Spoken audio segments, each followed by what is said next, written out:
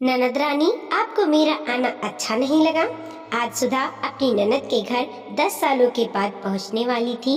वो बहुत छोटे से गांव से थी। उसने बहुत ही मुश्किल से अपने बच्चों को पढ़ा लिखा कर नौकरी के काबिल बनाया। उसके बच्चों ने बाहर रहकर ही उच्च शिक्षा ग्रहण की थी, पर सुधा का रहन सहन गांव में रहने के कारण नहीं बदला था, जबकि उसकी ननद बहुत बड़े शहर बेंगलोर में रहती थी। उसका लाइफ स्टाइल भाभी से काफ़ी अलग था, पर बेटा काबिल होने के कारण उसके बेटे अभिलाष को नौकरी के सिलसिले में बेंगलोर जाना था। उसकी कंपनी में ट्रेनिंग थी। उसके लिए कंपनी की ओर से होटल में रुकने की व्यवस्था थी। अभिलाष को लगा कि माँ मेरी ट्रेनिंग के दौरान बुआ के साथ रह लेंगी। वैसे भी माँ कहीं घूमने नहीं जाती हैं। बुआ के साथ बेंगलोर घूम लेंगी और उनका मिलना भी हो जाएगा। उसकी ननद की अपने भाई से औपचारिक बातें ही होती थीं। इस तरह सुधा अपने बेटे के साथ ट्रेन का सफर करके ननद के घर पहुंच गई। ननद ने अभी चाय पानी ही दिया था, तभी उसे दूसरे कमरे से आवाज आती सुनाई दी। उसकी ननद की बेटी रिंकी कह रही थी, मम्मी, मामी अपने यहाँ क्यों आई है? वो चाहती तो अभिलाष भैया के साथ होटल में भी रुक सकती थी। जहाँ अभिलाष भैया के लिए इंतजाम था, वो वहाँ क्यों नहीं रुकी? तब ननद बोली, हाँ हाँ, फालतू में बिना वजह अपने यहाँ आ गई। तभी रिंकू भी बोला, हाँ हाँ मम्मी, उनका फोन तो ही पापा ने रिसीव किया होगा। आपकी उनसे आने के बारे में बात नहीं हुई क्या? तब वो इतना सुनकर सोचने लगी, ये हमारी वही ननद रानी है जो हर साल मायके में आकर 15-15 दिन रहकर जाती हैं। आज मेरा पहली बार मौका पड़ा तो इनके मन में यह सब है। इन लोगों को मेरा आना अखर रहा है। कितना कुछ नहीं किया रानू दीदी के लिए, और आज ये सब सोच रही हैं। उनका रिंकू और उनकी रिंकी के डिलीवरी के बाद अगर आराम करना, मायके में ठठस से रहना, और आज वह जब मायके में होती तो मैं उनके मन का कितना कुछ बना बनाकर खिलाती थी। इनके लिए वो गांव में आना, नानी के यहाँ हर फरमाइश को पूरा करवाना, छुट्टी का मजा लेना कितना आसान था। पर आज मैं जब पहुंची तो यह रवैया। आज सासू माँ की एक एक बात याद आ रही थी कि बेटी को घर देते ही हैं, लेने की उम्मीद भी मत करना। पर इनका मेरे बच्चों को कुछ देना दूर, ये तो हमसे प्रेम भी ना करती हैं। मैंने तो हमेशा फर्ज निभाए, पर सासू माँ ने अपनी बेटी को कोई नसीहत नहीं दी। प्रेम और विश्वास से ही आपसी रिश्ता चलता है, पर वो समझ चुकी थी। इतना सुनते ही वह बैठक में बैठ गई। तभी ननद धोई जी ने हाल में आकर कहा, अरे भाभी, आपको यहाँ कुछ चाहिए हो तो रानू को कह देना। जैसे तैसे रात का समय हुआ। खाना पीना के बाद सब सोने की तैयारी कर रहे थे। तभी रानू दीदी ने नंदोई जी से कहा, सुनिए जी, आपको एक बात बता देती हूँ। कल मेरी किटी है, आप भाभी को उसी होटल में छोड़ आना जहाँ अभिलाष रुका है। मैं नहीं चाहती वो भाभी अकेली हमारे घर में रहे। तब बिट्टू रिंकू बोला, मम्मी, मामी तो गांव की है, उन्हें शहरी तौर तरीके नहीं आते हैं, इसीलिए किचन में मत जाने देना। पता नहीं चले उन्हें कुछ यूज करना ना आए और नुकसान कर दे। तभी रिंकी भी बोली, हाँ भैया, मामी खाना बनाए तो कहीं अधिक अच्छा खाना बनाने के चक्कर में अधिक तेल मसाले ना डाल दे। मुझे कोलेस्ट्रॉल नहीं बढ़ाना। पता चले मेरा डाइट प्लान की टाइम फिक्स हो जाए। पता चले कि गांव जितना घी वाला ही आलू हलवा बना दे।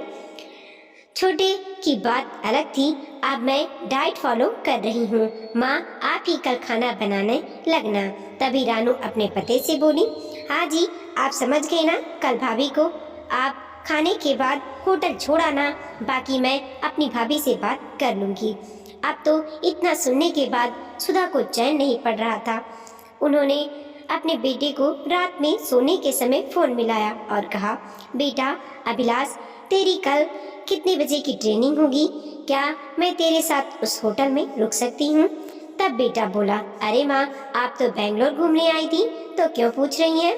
जब मेरी ट्रेनिंग खत्म होगी तब आपको फ़ोन करूँगा। तब वह बोली, काश हम समझ पाते कि तेरी बुआ हमें अपना मानते ही नहीं। वो तो बस पापा के कारण हम इतना कर गए। यदि तेरे पापा आते तो समझते कि उनकी बहन कैसी है। उनको हमारा आना अखर रहा है। वो नहीं चाहती कि मैं उनके घर रुकूं। माँ, मेरे साथ रुकना असंभव है यहाँ। ठीक है बेटा, मेरी तू टिकट लौटने की करा दे। मैं अपने गांव अपने आप से चली जाऊंगी, क्योंकि तुझे 7 दिन और लगेंगे। फिर अगले दिन वह खाना खाकर तैयार हो जाती है। तब ननद पूछती है, भाभी आप कहीं जा रही हो क्या? उसके बाद वह अपनी ननद से कहती है, दीदी आपको मेरा यहाँ आना अच्छा ना लगा। मैंने आप लोगों की कल की बात सुनी और लगा कि मैं फालतू ही अपना समझकर आपके पास चली आई थी। मैंने कहाँ सोचा था कि मेरा आपसे मिलना भी हो जाएगा और यहाँ इतने बड़े बेंगलोर में घूमना भी हो जाएगा। पर हमें कहाँ पता था कि आप तो हमें अपना मानते ही नहीं हैं। मेरे प्रति अपनापन ही नहीं है। आपको हमारी वजह से कोई परेशानी नहीं होगी। इस बार ना सही, अब मेरा बेटा ही अगली बार घुमा देगा। वो तो आप लोग कहती थी कि मेरा बेंगलोर ऐसा है वैसा है। बस बेंगलोर घूमने की हसरत मन में हो गई, इसीलिए सोचा आप लोग मेरे अपने हैं, आपके साथ घूम लूंगी। पर मेरे समझने में ही गलती हो गई। आप दिल से बहुत छोटी रह गई। काश पहले वो तेरे भैया तुझे समझ पाते तो वो मुझे कभी ना भेजते। आज समझ आ गया कि हम लोग गांव से हैं, पर बेटे को पेट काट काट कर बड़े लोगों के साथ उठना बैठने लायक बना दिया है। वो भी हमें एक दिन घुमा ही देगा। मेरी शाम की लौटने की ट्रेन है। अब आप हमसे भी आगे की कोई उम्मीद मत रखना। जब तक सासू माँ थी तब तक आपने मायके में खूब अधिकार जताया और अब करने की बारी आई तो हम पराए हो गए। इतना ही कहना सुनकर रानू दीदी बोलने लगी, भाभी आप कैसे बातें कर रही हैं? वो तो हमारी किटी बड़े होटल में थी तो आप वहाँ क्या करती? आपने कभी किटी खेली तो नहीं है? और तो और घर में अकेली बोर हो जाती। तब वह बोली, दीदी जहाँ अपनापन होता है तो पराया नहीं लगता। मैं हक से यहाँ रहती, आप भले ही अपनी किटी में चली जाती। आप हमेशा मायके आती रहीं। आपने वहाँ जन्म लिया तो वो घर हमने पराया ना लगने दिया। पर आज यहाँ आकर समझ में आ गया है कि आप तो हमें अपना मानते ही नहीं हैं। अगर मैं कानों ना सुनती तो विश्वास ही नहीं होता। खैर अच्छा हुआ जो हुआ। अब हमें भी अपनी तरफ से पहल नहीं करनी पड़ेगी, क्योंकि ताली दोनों हाथों से बजती है। आपके भाई को भी पता चले कि आपकी हमारे प्रति कैसी सोच है। तब रानो दीदी ने कहा, नहीं भाभी आप रुको, मैं आपको जाने ना दूंगी।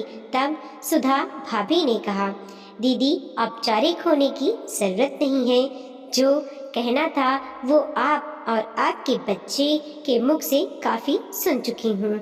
आखिर आपकी हिम्मत कैसे हुई जीजा जी से कहने की मुझे अभिलाष के साथ होटल में भेज देने की? मैं सब सुन चुकी हूँ। अब हमसे ना रुका जाएगा। दीदी माना कि आपके पास पैसे बहुत हैं, पर दिल बहुत छोटा है।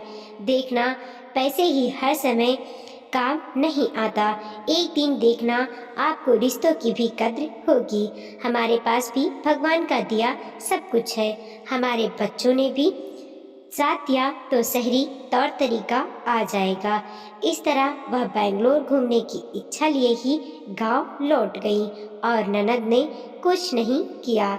इस तरह कैसे मायके में हक जमाने वाली ननद ने ही उसे पराया कर दिया।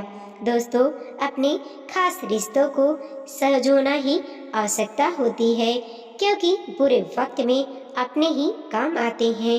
पर आपसी रिश्तों में जहाँ प्यार, विश्वास और अपनापन ना हो तो वहीं उनको ख़त्म कर देना चाहिए। वीडियो को लाइक कीजिए, कमेंट कीजिए और अपने दोस्तों के साथ जरूर शेयर कीजिए। चैनल पे नए हैं प्लीज़ सब्सक्राइब कीजिए और देखते रहिए मोटिवेशनल स्टोरी। मिलते हैं और एक नई कहानी के साथ।